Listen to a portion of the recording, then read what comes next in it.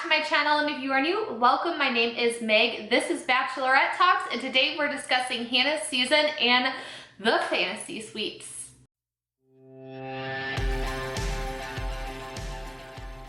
Long time no see. I apologize for not getting this up on time. It was a hectic week. I wasn't really around, but better late than never. Am I right? So let's go ahead and jump into this week's video.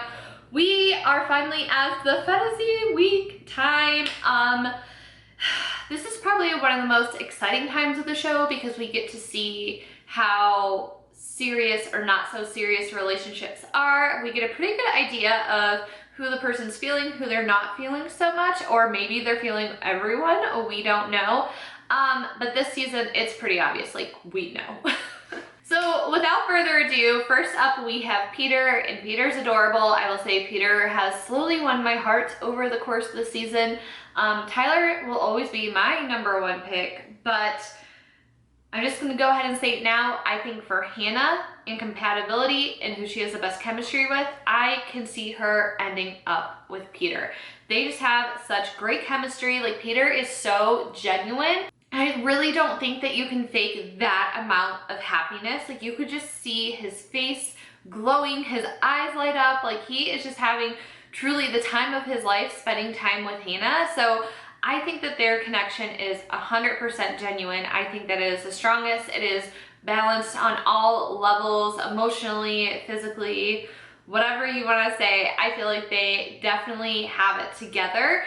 Basically, in this fantasy suite with Peter, we just needed him to open up and finally say, I love you to Hannah, which he does. So they get to go spend the night in the windmill and apparently do it twice. One thing I want to quickly address with Peter is the whole girlfriend thing. I kind of talked about it in my last video, but since that, before Fantasy Suite Week aired, his girlfriend finally decided to kind of, you know, pop off and said that they were in a relationship together for several months. She said it was a serious relationship. She said that they talked about possibly moving in together or moving together. And then she said that she was dumped out of nowhere 2 days before Christmas when he found out he was cast. So that does sound really bad, but let's take a step back and look at more details. So from what I read, he was with his girlfriend for 3 or 4 months, and they were long distance. He was in California, she was in Georgia. So with working in the flight industry, you're kind of all over the place. It's easy to like hop and go somewhere. So basically they were seeing each other maybe 1 or 2 days a week, every other week, or maybe once a week. So when you think about it, 3 to 4 months long distance, seeing the person maybe twice a month, I don't know if I would call that super serious, not to discredit her feelings or their relationship, but to kind of basically dog on him the way that she was. I don't quite know if it's justified. Like, I'm sure it sucks. Like, obviously she had feelings for him. She thought that she could see a serious potential in him, and it just didn't work out, so she's bitter about it. And it would suck getting broken up with right before the holidays. But I guess my take on it is, if the relationship was actually serious and Peter saw a future with this girl, I don't think he would have applied to be on The Bachelorette. And if he did get cast and they started dating after he applied, he would have turned the show down to be with her. So that's just my take on it. I think that the Peter situation and the Jed situation is like apples and oranges. It's two completely different things that shouldn't really be compared, because Peter did break up with her several months before he left for the show. So that's a little bit of the difference. It wasn't a super long-term serious girlfriend like in Jed's situation. He didn't ghost the girl like in Jed's situation. Jed just sucks. So what is your opinion on Peter and the whole girlfriend thing? Let me know. I also kind of touched in my last video, in case you missed it. He's a pilot, so going out of the country or going to all these different destinations while you're dating somebody that works in the airline industry, I mean, it's a big deal, but it's like not as romantic or like as big of a gesture if you're dating somebody that has a typical 9-to-5 job and doesn't have free flight benefits That's a little bit more of a bigger deal because plane tickets are hella expensive. So if Peter has access to fly anywhere in the world he wants to for free and have someone come with him for free, it's really like, okay, let's get in the car and go somewhere for the weekend kind of thing. You know what I mean? But in Peter, it's more like, let's jump in this plane and go to Switzerland for the weekend. You know, it's just like, that's just how it is. Oh, being married to someone that works in the airline industry, it is what it is. That's my opinion on it. Moving on to Tyler. So Tyler, I feel like he has the heart of the internet and everyone in Bachelor Nation. Basically, their physical connection is definitely there. I just look at their body language and their facial expressions and how they feel around each other. He's another person that Hannah just seems like 100% comfortable around. They just seem really relaxed around each other. They seem to have the most fun around each other. But Hannah is still a little, she still has some doubts on Tyler. She doesn't know if the emotional connection is quite on the same wavelength as the physical connection because they just can't help themselves. And I mean, would you be able to help yourself if you were around Tyler? Probably not. They were trying to trip us up in the previews by her saying, I don't want to go in the fantasy suite with you, which we all knew, like, they wouldn't just drop that. I knew that there was more to it. So basically she said that she didn't want to go into the fantasy suite with Tyler and be physical. She wants to go into the fantasy suite and see if they can connect on an emotional level. And the sweet angel that Tyler is, he is 100% respectful of the boundaries because he is not narcissistic.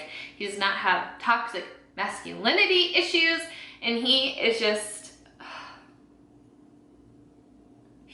a girl's dream, honestly. So he respects her boundaries, and Hannah is very vocal the next day about how she is appreciative of that and how he celebrates her boundaries, and that's really, really important.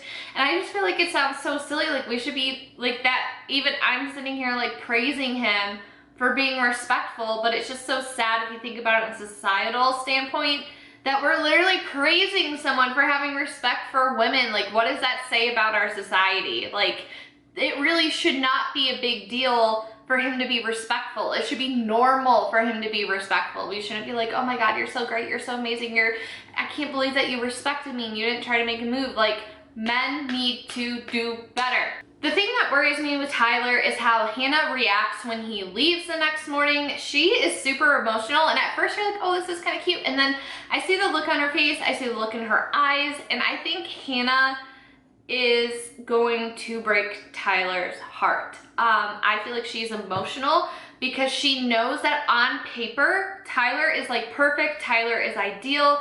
She cannot ask for a better man to support her, a better man to respect her, a better man to be her equal, be her partner. She knows, you know, she's aware that Tyler's a catch, okay?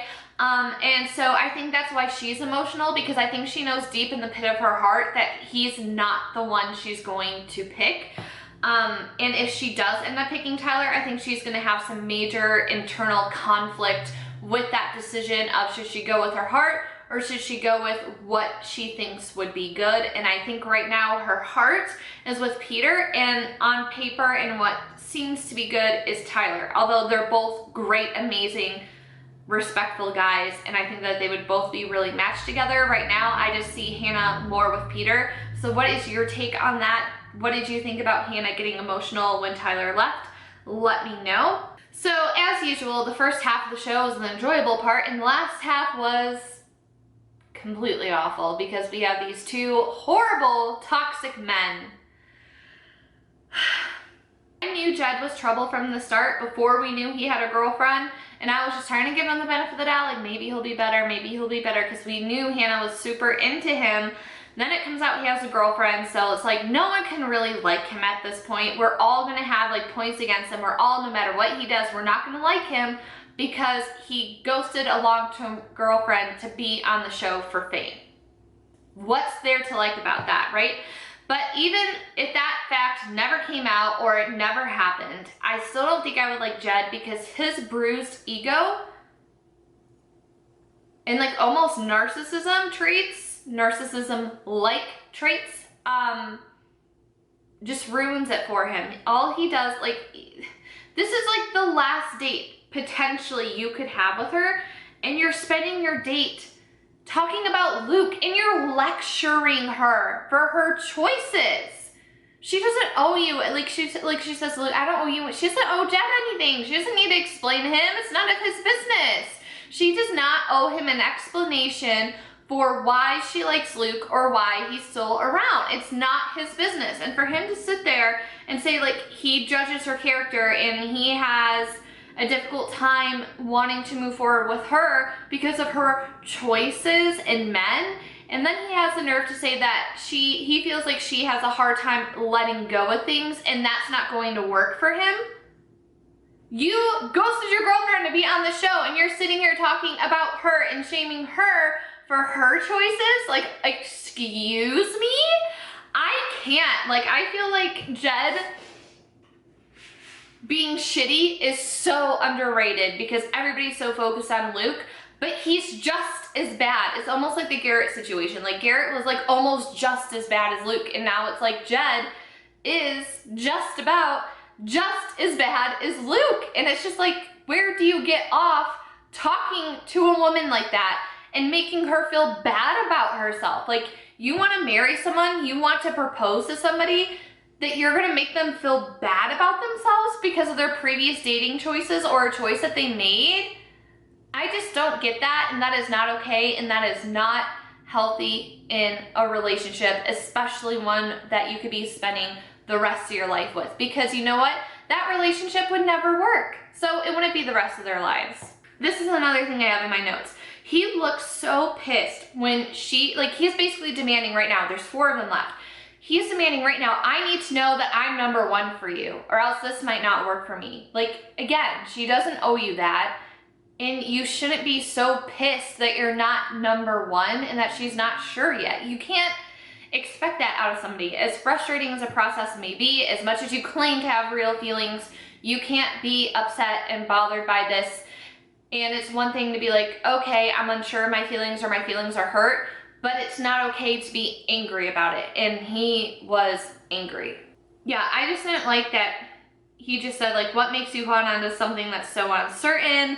And she says that Luke's different around her, and it was just so uncomfortable.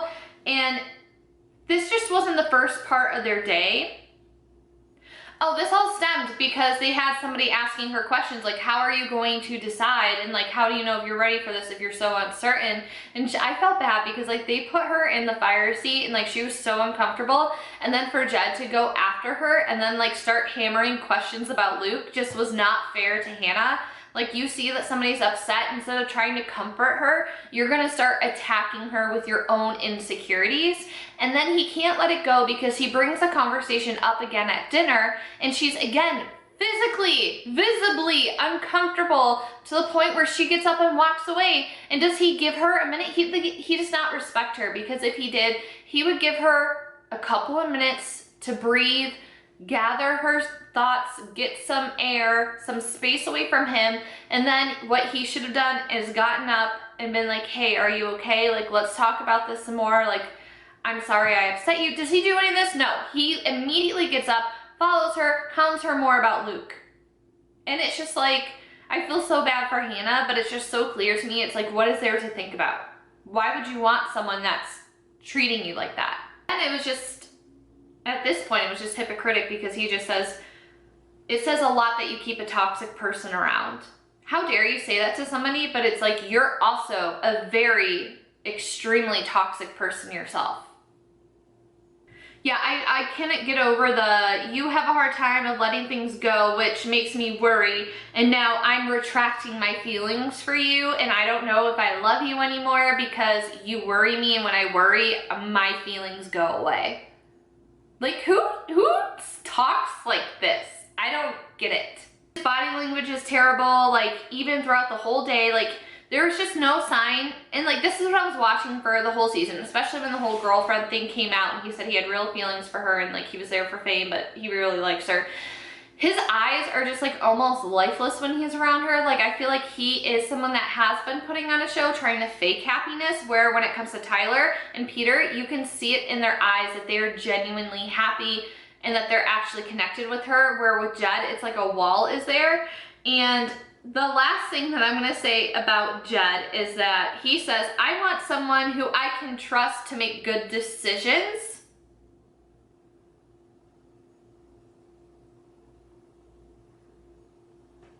I mean, I could go on about how hypocritical that is. And for some freaking reason, she goes and does a fantasy suite with him. Poor Hannah. All right, last up we have Luke, and I'm not going to spend a ton of time on this because frankly, Hannah like says it all for us. Like she says everything that we've been thinking like this whole season. I also just want to say really fast, I feel bad that Hannah said that Santorini was a bucket list item for her, and she went there with Luke. And to have somewhere that is a destination that is on your bucket list to be forever tarnished and ruined by the worst person, I just felt so bad because we all knew what was coming. We all knew that they were going to get into like this, you know, she was going to be yelling at him.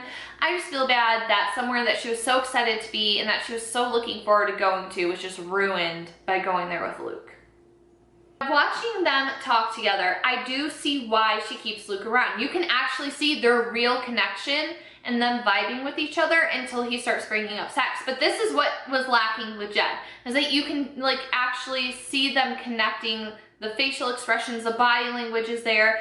You know, Luke doesn't have dead eyes. His eyes light up when he's talking to her, unlike deadpan Jed back over there. But basically everything goes great until they start talking about sex. And he basically is saying that people shouldn't be half-assing their faith. And you can't be religious and have sex before marriage. So if you're somebody that's religious, you claim to be religious, you claim to be Christian, Catholic, like whatever it is that you claim to be, and if you have sex before marriage, you're half-assing your religion and you're not actually religious, which is just a ridiculous statement to make. And so Hannah, you know, she kind of goes through and was just like, what I love about Hannah is her Bible comeback, because she just says, you had the stone in your hand and you were about to cast it at me, and Jesus said not to do that. So what is that about? And you could just see the look on his face, like, it was just like, oh, she's right. And then it's just like, you just made yourself a hypocrite. Congrats. Then Luke goes back and forth because one second he's saying, if you had sex with somebody else, I'm leaving you. And then when she starts to allude to the fact that she did have sex with somebody else, he contradicts himself and he goes, well, I'd be willing to work through it. And then when she admits to having sex, he's back to, my wife wouldn't do that. I can't be with you. I can't move forward with you. I don't want you anymore. So he did this weird back and forth thing. He makes no sense.